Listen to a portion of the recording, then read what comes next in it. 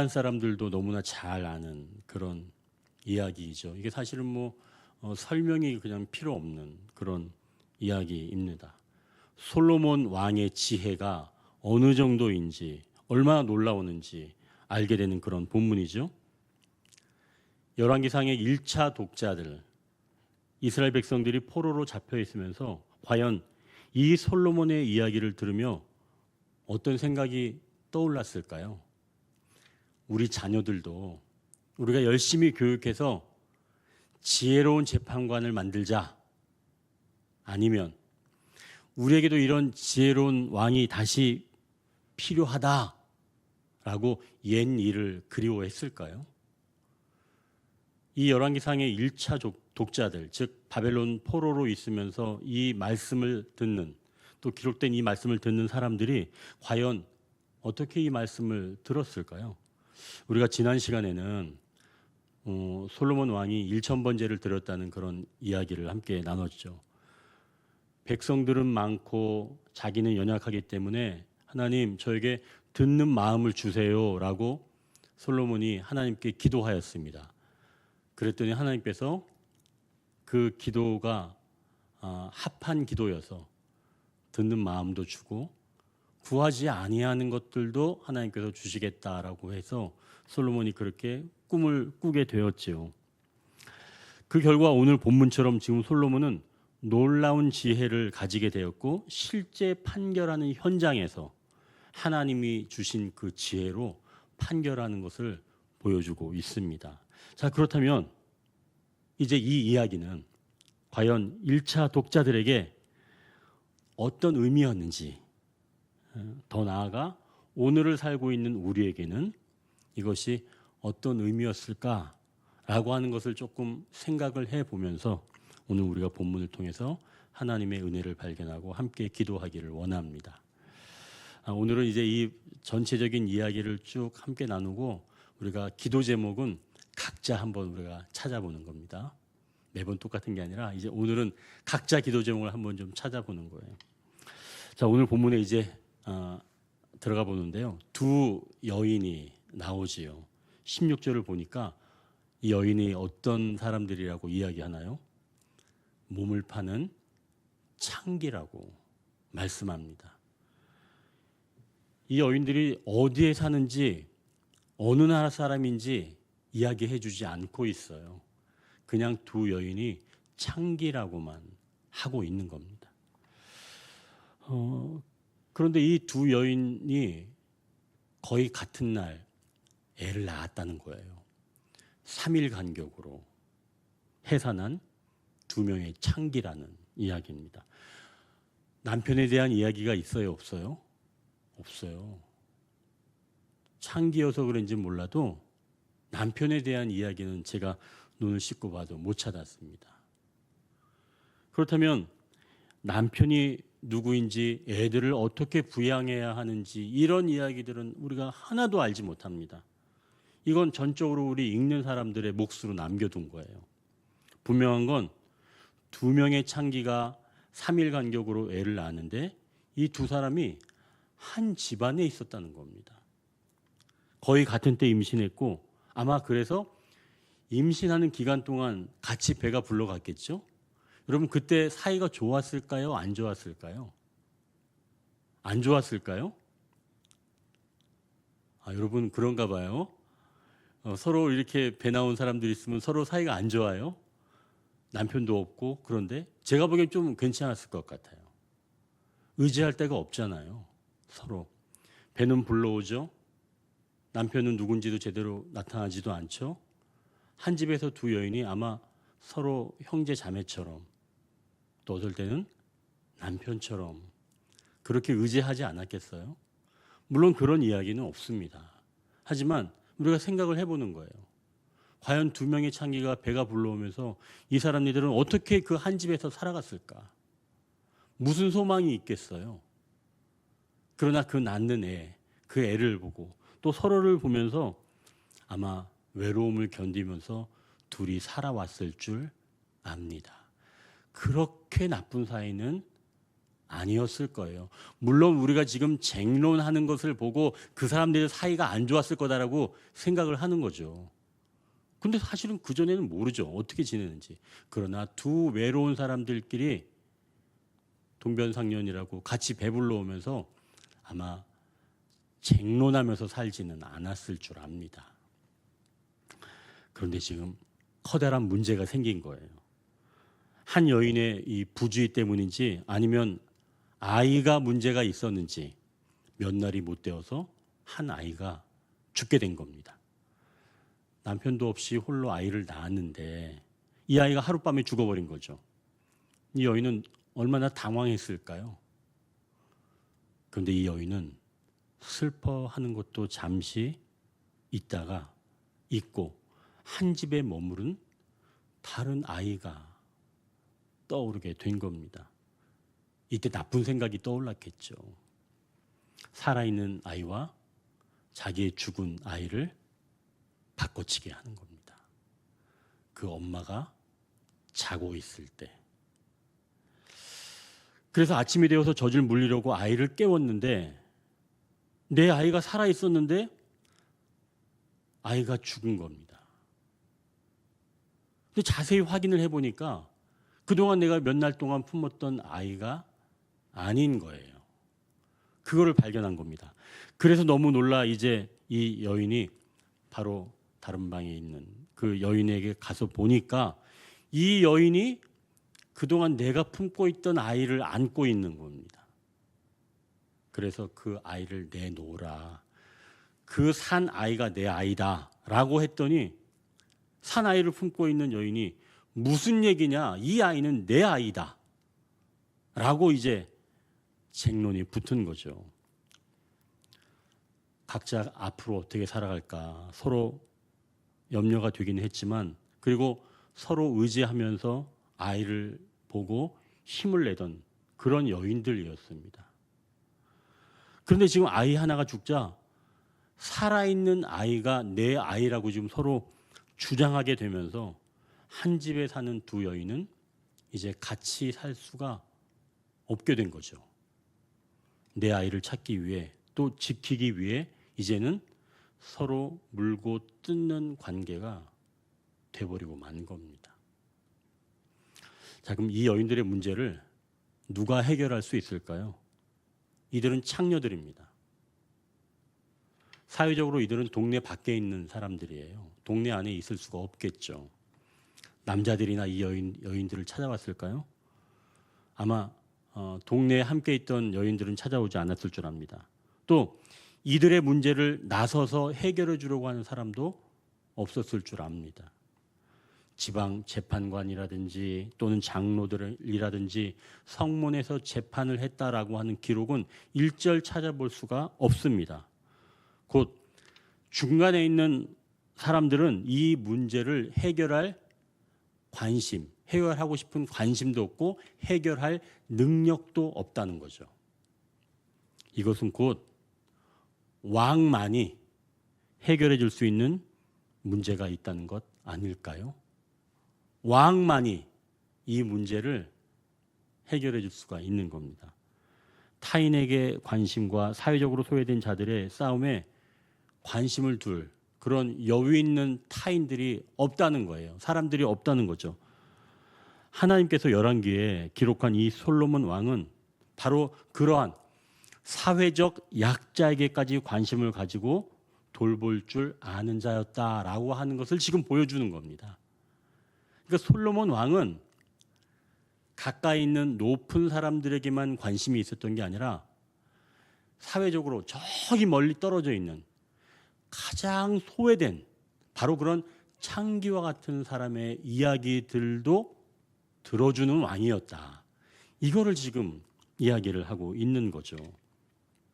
그러니 진정한 왕은 어디에 이야기까지 들을 줄 알아야 될까요?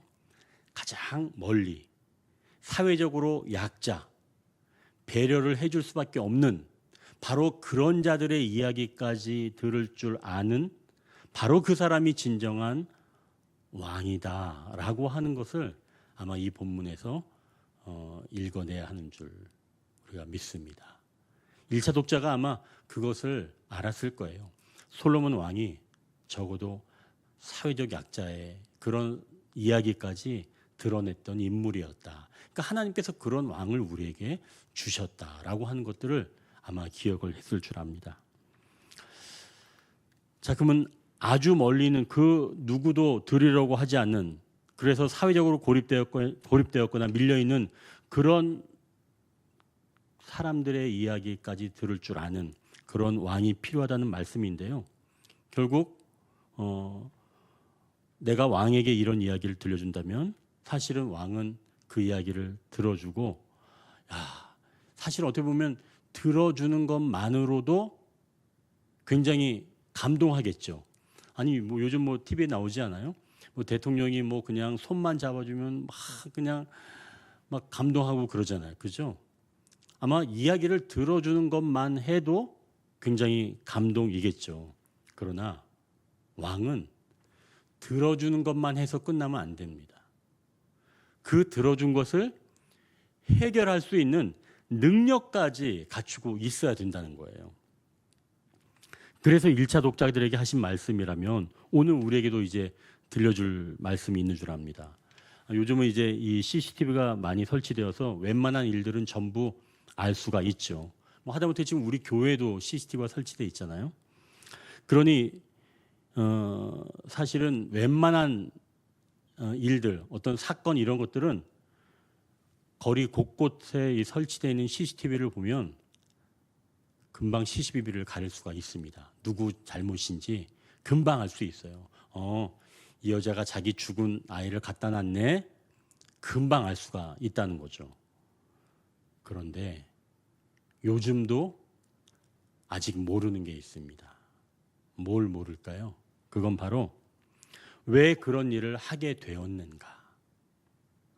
일의 동기를 아는 것. 다른 말로는 의도를 아는 것 말입니다.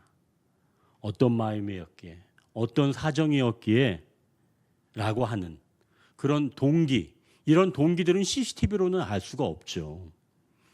어떤 갈등이 왜 일어나는지 사람들은 그런 것에 대한 별로 관심이 없습니다.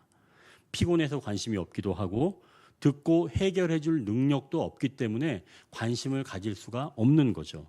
그래서 보통 당사자들은 내 마음을 몰라주거나 무시당하거나 오해를 사는 일이 많다는 겁니다. 그러니까 CCTV로 확인할 수 없는 내 마음의 어떤 동기, 내가 왜 그 일을 했는지 그런 동기는 우리가 알 수가 없다는 거예요. 자, 그럴 때는 정말 진정한 왕만이 받아주시는 문제가 있다는 말씀이죠. 바로 그걸 깨닫는다는 겁니다. 그러한 동기는 그건 사람이 알 수가 있는 게 아니에요. 그것을 아는 진정한 왕이 필요하다. 그러한 것을 받아주시는 왕이 필요하다라고 하는 것을 깨달을 수가 있다는 거죠. 사람들은 몰라도 누가 알아봐주는 사람이 없어도 진정한 왕만이 나의 문제를 들어주시고 헤아려 주실 수 있다는 말씀이죠. 오늘 본문은 바로 그래서 진정한 왕 되시는 주님께서 누구도 헤아려 줄 수 없고 해결해 줄 수 없는 그분만이 들어줄 수 있고 해결해 주실 수 있는 것을 우리에게 말씀하시는 겁니다. 성도 여러분, 살다 보면 내 이야기를 관심을 가지고 진정으로 들어줄 사람이 필요한 때가 옵니다. 다 각자 그럴 때가 있어요. 또 그 문제를 해결해 줄 사람이 필요합니다. 그리고 그 모든 들어주고 해결해 줄 수 있는 진정한 왕, 바로 그러한 것들을 오늘 본문에서 우리가 발견할 수가 있는 겁니다. 자, 그럼 오늘 본문에 나오는 이 왕은 이 여인들의 이야기를 듣고 과연 어떤 해결 방법을 내놓았을까요? 이제 왕이 두 여인의 이야기를 듣고 아주 현명한 판결을 내리는데요. 두 여인의 이야기를 들어보니까 모두 산 아이가 자기 아이라고 주장하는 겁니다. 그걸 증명할 방법은 서로에게 없습니다. 24절 한번 보십시오. 왕이 칼을 가져오라고 그러는 겁니다.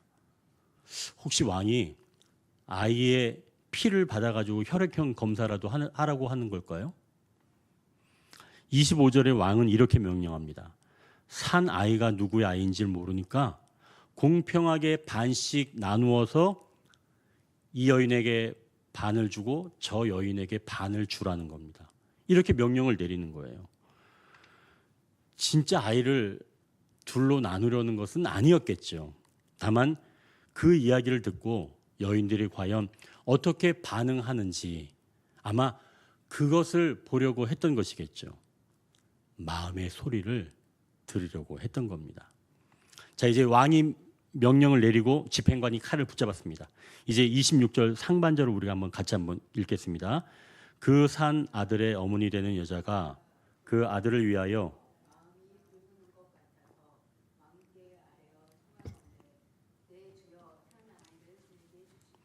아무쪼록 죽이지 마옵소서 하되. 지금 아들이 죽게 되자 산 아이의 어머니 된 여자가 그 아들을 위하여 마음이 불붙는 것 같다고 말씀합니다.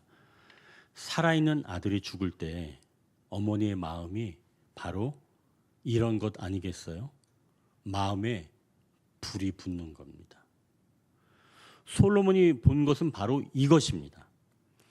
무언가 바른 소리를 해야 하는데 아이를 위해서 못하는 겁니다. 솔로몬이 듣는 마음이 작동해서 마음에서 불이 붙는 이 소리를 듣게 된 거죠. 내 손에서 자식을 내보낼 때 부모의 마음이 불이 붙는 겁니다. 솔로몬은 지금 그걸 들은 거예요. 바로 이 소리를 듣는 자가 왕이라는 말씀입니다. 마음에 불 붙는 소리, 이것을 듣고 볼 줄 아는 자가 왕이라는 거예요. 그러니까 사람의 내면의 어떠함을 아는 자, 그게 곧 왕이라는 거죠. 그래서 이 소리를 들어야 참된 판결을 할 수 있다는 말씀입니다. 솔로몬이 산 아이, 어머니의 마음의 소리를 듣고 아이를 결코 죽이지 말라고 하고 아이를 그 여인에게 주라고 명령합니다. 참된 판결이 내려졌습니다. 자, 이렇게 솔로몬이 내린 현명한 판단은 산 아이, 어머니의 불붙는 마음의 소리를 들었기 때문입니다. 자기 아들의 생명을 너무 사랑하기 때문에 그 아들을 위해 자기 손에서 떠나보낼 수밖에 없는 어머니의 간절한 부르짖음을 들을 수 있었기 때문이죠. 우리가 현명한 판단에 취약한 이유가 사실은 여기에 있습니다. 사람의 내면의 소리를 우리는 잘 못 듣죠. 우리는 그 사람의 내면에 불붙는 소리를 우리는 잘 듣지 못합니다. 그 사람이 하는 말 속에 담긴 그 사람의 심정을 우리는 제대로 이해하지 못하는 거죠. 말을 못하는 이의 심정을 조금만 이해할 수 있다면 우리는 말을 많이 하지 않고도 그 마음을 조금 알고 그 심정을 헤아릴 수 있습니다. 사람 안에 불이 붙은 것과 같은 생명에 대한 간절함으로 내는 그런 소리를 들을 때 우리의 영적인 귀가 조금은 열리는 줄 압니다. 그러나 이것은 전적으로 주님의 은혜요, 주님의 역사입니다. 우리는 사람의 내면의 소리를 정확히 드러낼 수는 없다는 거예요. 이 소리가 어디에서 시작되는지 사실은 알 수 있는 길은 주님의 은혜, 주님의 역사밖에는 알 수가 없다는 거죠. 자, 그러면 이 소리가 어디에서 시작되었을까요? 바로 아버지 하나님께서 아들 되시는 예수님을 십자가로 내놓으실 때 그분의 마음이 불붙는 것 같아서 아버지 하나님은 아무런 말씀을 하지 못하셨습니다. 심지어 아들의 외침도 하나님은 거절하시면서 그 몸을 찢으셨지요. 우리 모두를 위해 하나님은 침묵으로 마음에 불붙는 것을 말씀하셨습니다. 자, 그럼 이 말씀을 듣고 1차 독자들은 우리에게 이런 왕이 있었다 또는 필요하다라고 생각했겠고, 또한 왕이 사람의 마음을 살피며 문제를 해결할 능력이 있기를 바랐을 줄 압니다. 솔로몬은 이스라엘 시대의 가장 현명한 왕이었으면서 이때는 솔로몬이 가장 지혜로운 때였습니다. 그러니까 하나님이 주신 최상의 상태였던 거죠. 솔로몬은 더 이상 이만한 왕은 없었던 겁니다. 왕의 컨디션이 이렇게 좋은 때도 없었다는 거죠. 이렇게 좋은 왕, 이렇게 좋은 컨디션, 이렇게 가장 현명할 때 산 아이의 어머니 한 명만 만족을 얻을 수 있었던 겁니다. 여러분, 누가 만족을 얻었다고요? 산 아이의 엄마, 그 한 명만 만족을 얻을 수 있었다는 거예요. 가장 현명한 왕이 가장 현명할 때 그 내린 참된 판결로 단 한 명만이 만족할 수 있었다는 거죠. 뭐 그래도 진실이 드러나는 판결이었으니까 역사에 남는 판결이죠. 모든 사람이 기억하는 판결이니까요. 무엇보다 이 판결은 죽은 아이나 죽은 아이의 엄마를 위한 판결은 아니었던 거죠. 두 여인은 모두 창기였습니다. 사회적 약자이면서 오늘날 본다면 사회적으로 어려운 사람들을 말씀합니다. 여기서 누구도 죽은 아들의 어머니를 위로하는 사람은 없습니다. 그녀는 다른 여인의 아들을 빼앗은 유괴범일 뿐이었죠. 솔로몬의 재판은 산 아이의 진짜 엄마를 찾고 가짜를 밝혀내는 재판입니다. 사회 정의가 바로 서는 재판이겠죠. 그러나 여전히 여운이 남는 그런 재판입니다. 모두가 만족하는 재판, 모두가 생명의 소중함을 아는 재판, 갈등으로 멀어진 관계까지 회복되면서 마침내 얼싸안고 생명을 다시 부여받는 그런 판결은 내릴 수 없는 걸까요? 우리 모두에게는 우리 모두를 위해서 자신을 둘로 나누신 진정한 왕이 우리에게는 필요하다는 말씀이죠. 어느 한 사람만 만족시키는 그런 현명한 왕이 아니라 모두를 살리고 모두에게 소망이 되고 온전한 회복을 줄 수 있는 진정한 왕이 우리에게는 필요하다는 말씀입니다. 진정한 왕 되시는 예수 그리스도는 아이를 칼로 나누지 아니하시고 대신 십자가에서 자기의 몸을 찢으셨습니다. 그리고 모두에게 생명을 주셨습니다. 하나님의 재판은 모두를 살리는 재판이었어요. 가장 현명하고 가장 현명한 때 내리는 솔로몬의 재판은 산 아이의 어머니를 위한 재판이었다면 하나님이 하시는 재판, 예수 그리스도를 찢으시는 재판은 모두를 위한 재판이었다는 것이죠. 우리도 삶에서 마음에 불이 붙는 것 같지만 제대로 드러나지 못할 때가 있습니다. 생명을 사랑하여 제대로 말하지 못할 때 그 마음의 언어를 우리가 이해해주고 또 모두를 위해 일하시는 분이 계시다는 사실을 우리가 기억하며 살기를 원합니다. 우리는 서로 제대로 마음을 읽을 수는 없지만 우리 마음이 불붙는 것 같아서 생명에 대한 반응으로 우리의 마음을 아시고 모두를 살리시는 주님께서 계신다는 사실을 믿으시고 우리가 살기를 원합니다. 그러니 때가 되면 주님께서는 온전히 회복시키셔서 한 사람만이 아니라 그 모든 사람들까지 다시 기뻐하게 되는 날이 반드시 올 줄 믿습니다. 자, 이제 솔로몬 판결에 이 백성들이 어떻게 반응했는지 우리가 28절을 같이 한번 읽겠습니다. 온 이스라엘이 왕이 신미하여